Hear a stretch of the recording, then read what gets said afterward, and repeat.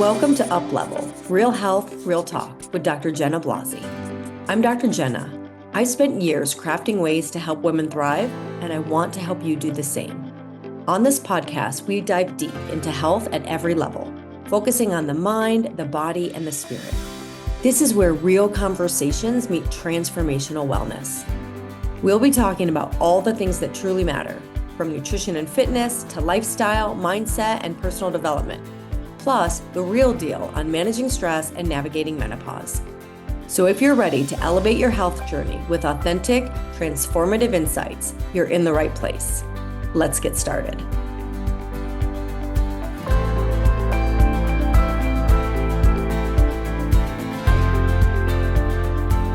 Hello, and welcome back to Up Level. I am Dr. Jenna Blasi, and today I want to talk about hormone harmony and sleep, stress, and the late summer shifts, the late summer adjustments that are going on due to the season changes, etc.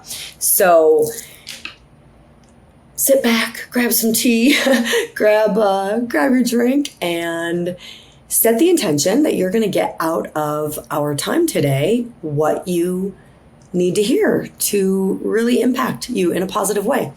Because as we move into sort of the end of summer, schedules are shifting. Kids might be back in school, especially if you're in Arizona. Many of our kids are back in school. In my situation, my daughter's back to school. My son is not yet, and travel is winding down. So with all of these shifts, and if you do, like me, have kids that are starting at different times, or your kids have gone back already or are preparing to, it's common to feel a little bit off. You might be more tired, you might be irritable, you might be less motivated. And so if this is happening, realize that it might just be your hormones adjusting. So today we're going to talk about how to stay in hormonal alignment as the season shifts, specifically around your sleep, your stress response, and energy rhythms. Now, what is hormonal harmony? What is hormonal alignment anyway? That's a term that gets thrown around a lot today, and it's a little bit of a misnomer because we're all individuals. And so, for example, there is no ideal estrogen level that you're going to feel great and your best friend's going to feel great and this other person's going to feel great. We're all a little bit different. So when we're looking at our hormone levels, we're typically affected by the fluctuations and the changes in those more than the actual number. Like for estrogen, there's an absolute number that we know protects the bones, but there's not an absolute number where like, hey, you're going to feel great at this. We are all very individual. Same with testosterone and many of the other hormones. And so hormonal alignment is really looking at where is your center point, where you feel good. And hormones are shifting in later summer. Hormones shift from many, many things, as we know, but they also shift from sunlight, the changing sunlight, from heat. And so with summer, it might be peak heat. Many of our hormones peak and then they start to drop off. So these fluctuations affect us. And the daylight changes, the routines shifting affect your internal rhythms too. You know, I said a moment ago, energy rhythms. I think it's really valuable to be aware of the rhythm of our own body, the rhythm of where we feel good, where we feel energized, mental, emotional rhythms. And so when we're looking at daylight changes and routines shifting and our internal shifts are happening with that, this is your cortisol, melatonin, insulin sensitivity. These are all especially impacted. And many women will feel more blood sugar dips, brain fog, disrupted sleep, or even afternoon crashes late in August. And so what can we do about this? This is really another invitation to recalibrate. It likely means don't push harder, but I think it's really important to know what your body is asking. When we travel, is our body, or at any time, any shifts, when we're traveling, when the season's changing, is your body asking you to slow down or rest? Or is it asking you to actually push a little harder sometimes, and we're caught in the rhythm of stress and multitasking and whatnot? So learning to really read what is truly going on, because it's really easy if you're not in the habit of healthy habits to let excuses. Oh, my body, it doesn't want to today. That's different from your body actually needing to recover. Does your body need a little nudge? to do what it needs to do to come into alignment, or do you actually need to back off? And I think one way that we can really help with clarity, aside from just our intuition and getting in tune with our body communicating with us, is sleep. Sleep is a hormone reset button. And so when our sleep is regulated, we're going to get clearer messaging. And no. So sleep is your most powerful hormone regulator, especially for cortisol, for insulin, for estrogen metabolism. And if you're waking at 3 a.m. or you're struggling to fall asleep or you're feeling groggy even after 8 hours, we're going to talk about some things that might help. But I also want to talk briefly before I go into what might help about what these things may mean. So if you're struggling to fall asleep, for example, this could be hormone shifts, menopausal hormone shifts. It could be that you don't have stress management throughout the day. And so all of like the stress is like running around in your head. Or thoughts, I should say. A lot of the people we work with have a flipped circadian rhythm, meaning that in the morning when the cortisol should naturally be higher, they're exhausted, can't get up. And then at night, when it's time to go to bed, cortisol is actually high and they're wired and tired, right? You want to go to sleep, you're tired, but you can't shut your brain off, can't have it stop. And so we're talking about sleep, but we have to look at what is the cause of some of these things. If you're waking at 3 a.m., that absolutely could be menopausal shifts. In Chinese medicine, this is the time of the liver. 1 to 3 is the time of the liver. So when we come from that perspective, and when I start talking about Chinese medicine and Ayurveda, I don't have research citations for you, okay? But there's these ancient healing systems. So in Chinese medicine, 1 to 3 is the time of the liver. So with liver, on an emotional level, do you have unresolved anger and frustration? I see this pattern a lot. Or is there something physiologically going on with the liver? Or have you been drinking more? And so looking at these patterns and what might be underneath them. So feeling groggy after even 8 hours, that could be you're not getting good quality sleep. That could be there's a lot of tossing and turning, and there's a lot of different reasons for that. So if you have any of these, some things that might help are, one, prioritizing, and these are not in any given order, prioritizing morning light exposure within like 30 to 60 minutes of waking. I've talked before on how like opening the blinds, letting the light hit your eyes, going outside without contacts, without glasses, letting the light hit your eyes. I spoke with a woman recently and she's been listening to my podcast, and she said that that's one change she's made. She said, I work at home, which many of you do these days. And she said, I hardly ever get outside. So I heard what you said, and now I go out in the morning and I let the light hit my eyes in the morning. And she said, it's a refresh for me. It's a reset. And so as you're listening to this, understand that even the smallest changes, one thing that you implement can make a really big impact. This impacted her. She notices it impacted her, and it impacted her enough to bring it up when we met for a consultation. And so finding what is maybe just that one thing that you can do that will reset your system. Avoiding caffeine is another one after 1 to 2 p.m. Now, everybody's different. I lived in France after I was an exchange student. Said that backwards. I lived in France as an exchange student after I graduated from high school. And I would drink coffee, and I didn't realize it was keeping me up at night. So some of us don't metabolize caffeine very well. I'm one of those people. I have we all have different genes, and I don't metabolize caffeine well. And so it took me way too long, a few months, as I recall, to actually realize that it was the coffee in the morning. So in the morning, they would give me coffee in a bowl, which is interesting because in the cafes, they give you like the tiniest little thing. But at home, my host family gave it to me in a bowl. And if I took a spoonful, I didn't drink it with a spoon, but if I took a spoon, couldn't even see the bottom of the spoon. Like it was strong coffee. And I would drink that. If I drank it past 11 or 12, I could not sleep that night. So as a general rule, 1 to 2, but if you're a slow metabolizer, it might be earlier than that. So play around with that if you're a caffeine drinker. My husband, he could drink coffee right before bed and go to sleep. Doesn't mean he should. Just because we can doesn't mean we should. So sometimes what happens if you have caffeine after 1 or 2, you wake up in the middle of the night because once your body has metabolized it, it wakes up actually ready for more. So even if you think you're fine, you might actually be waking at night in the same way that just 1 or 2 alcoholic drinks can wake someone at night. They might fall asleep easily after alcohol, but they'll wake in the middle of the night. So this is an area that you could maybe tighten up. And I want to just say briefly, I want to address caffeine in coffee because, for years I was of the mindset of like, coffee's not healthy, it's bad for you.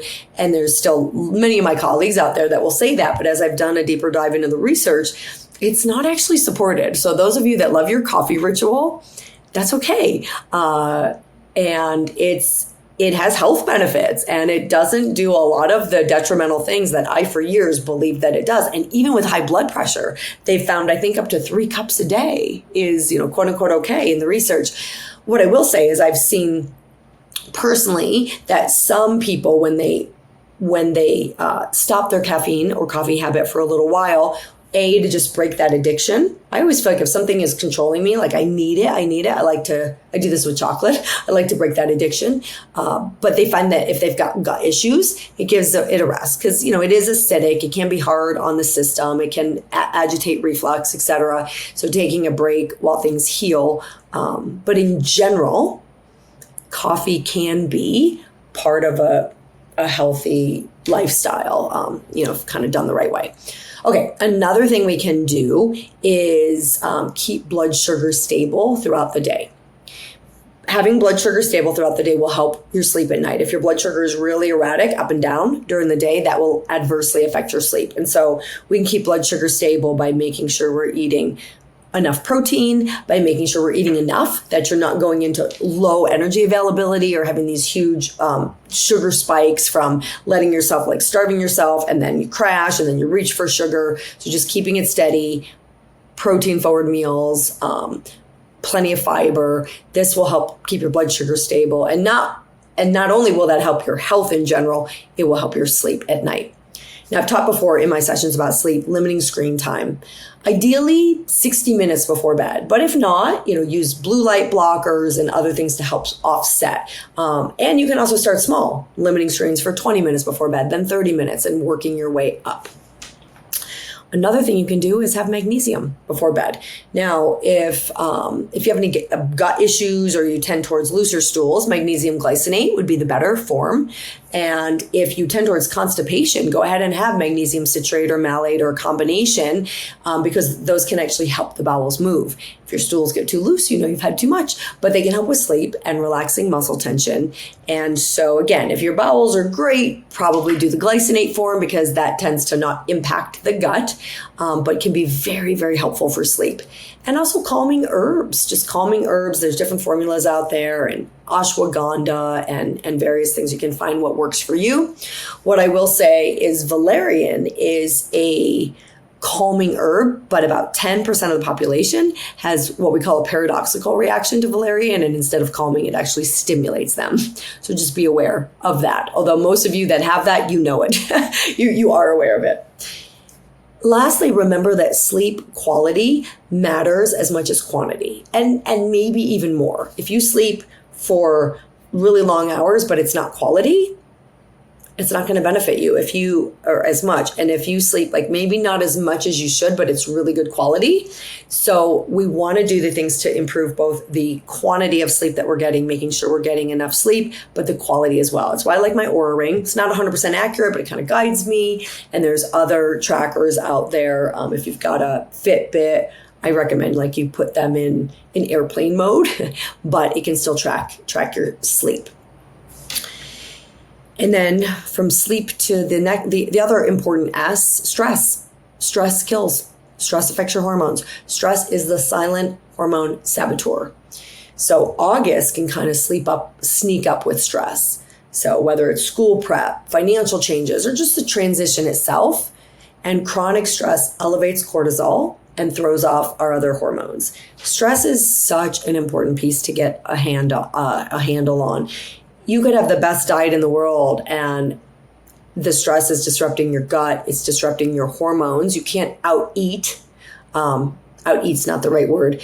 You can't, how people say abs are made in the kitchen and, You can't out exercise a bad diet. I feel like that's not quite the right verbiage, but you can't out eat stress. Like if you're in fight or flight mode all the time, you're going to likely have chronically elevated cortisol or plummeted, depending on how long it's been. But, chronic stress initially elevates your cortisol, throws off your other hormones. So I have a couple other episodes on stress. I have an episode on the nervous system, but let's just recap or discuss a few easy nervous system resets that you can do. Breathing, whatever type of breathing works for you. But I want to talk about box breathing right now because this is a really good one. So you envision you're going to inhale for 4, hold for 4, exhale for 4, hold for 4. So with each of those, you can kind of draw a box in your brain. So you're inhaling for 4 and holding for 4 as we go sort of horizontally across, and then exhale for 4 and then hold as you come back to where you started. This can be a really wonderful reset for your nervous system. And I love when we inhale and we hold. And before we take that exhalation, there's a calmness that comes in. There's a stillness that comes in. And often you might get downloads. You might get insight. You might get some inspiration. And same with at the bottom, after you've, right before you exhale or take that next inhalation, you're holding.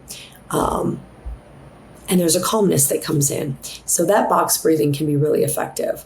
Also 10-minute walks outside after meals. So then you get the movement, which helps your insulin. A lot of studies have showed just walking 10 minutes after a meal really greatly helps balance your blood sugar and your insulin.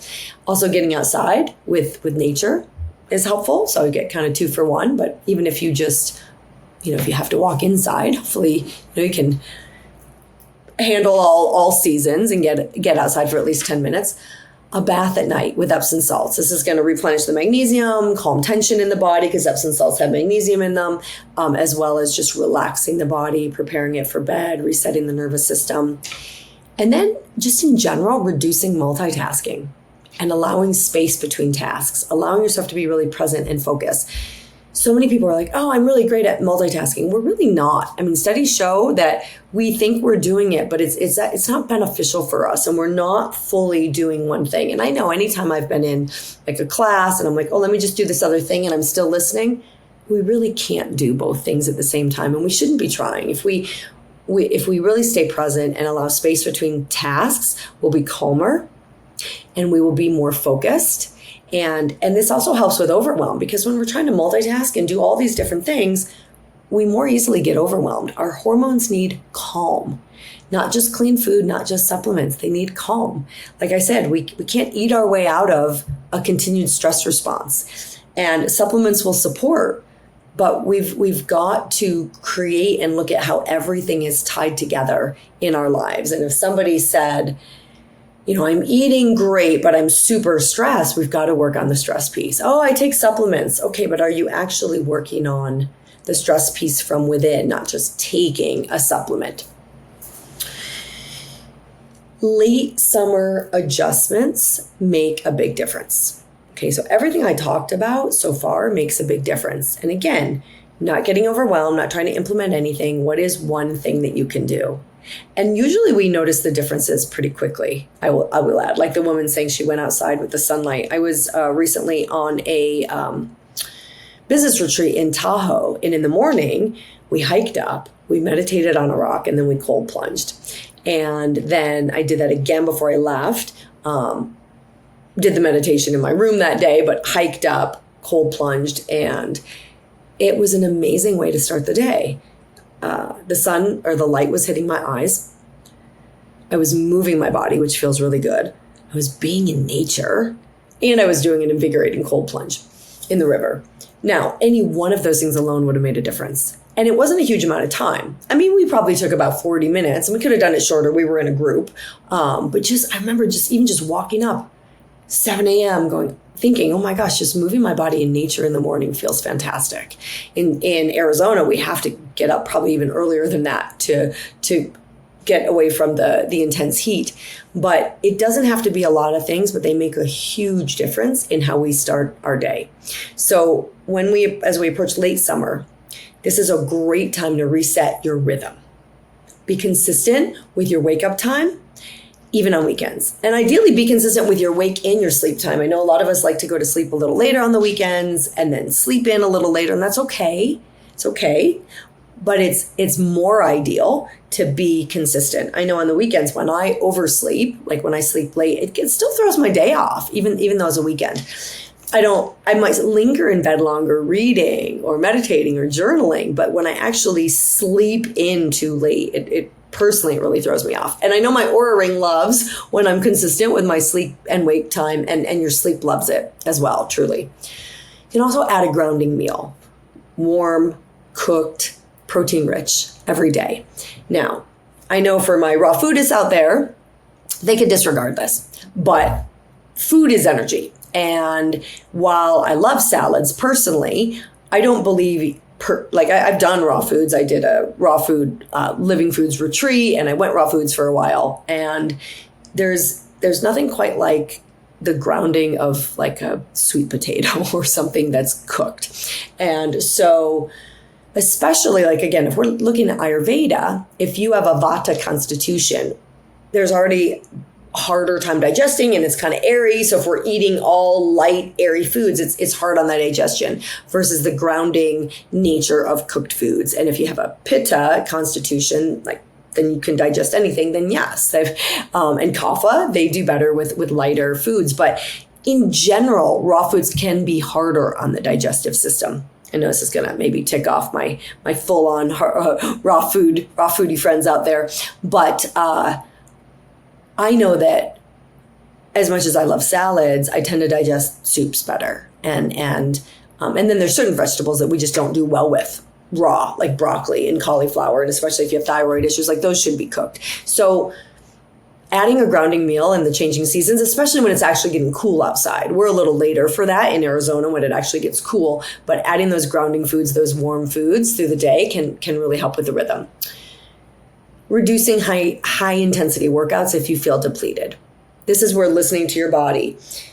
Is it asking for a nudge? Are we just being lazy? Or are we really depleted? I know when I got back from Hawaii this summer, it took me like a week to recover from the time change. And I think I mentioned in one of my earlier episodes, my exercise routine in Hawaii was different. I was doing more yoga on the beach and walking and hiking, and I didn't lift. I don't normally go that long without lifting weights. And when I got back, I was so excited to like jump back into my routine with my weights, but my body didn't really want that. My body was like feeling a little depleted, a little weak, like really just trying to find its rhythm from a 3-hour time change. And so listen to your body and maybe don't do as high intensity workout if you're feeling depleted. You can still move, but we make those adjustments.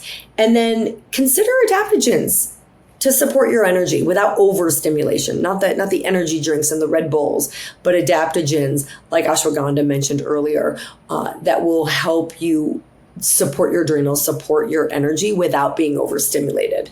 These small shifts can help your hormones transition into fall without burnout. And I just want to briefly talk about burnout because I was thinking about inspiration. And we talked at my business retreat about like what burnout and what causes it. And one of the themes is we typically feel burnt out when we feel like we don't have a choice, or when we're doing something maybe we don't want to do. Like we have expectations of maybe a certain level of freedom in our life, and suddenly like we're doing tasks or we have these things to do that we don't really want to do, and we start feeling burnt out. Because if we're inspired, if we love something that we're doing, we don't typically get burnt out from it. Like, oh, I've been reading novels all day and I'm so burnt out. Like that doesn't typically happen. And so when we look at burnout, all of the things we talked about, but also let's look at our attitude. Where can we shift our attitude in life and look at the impact that has on what we're experiencing? Because everything is attitude. And Earl Nightingale, he said, nothing gets done without inspiration. So when we're inspired, we're in spirit. It's a completely different energy when we're getting things done and we're inspired.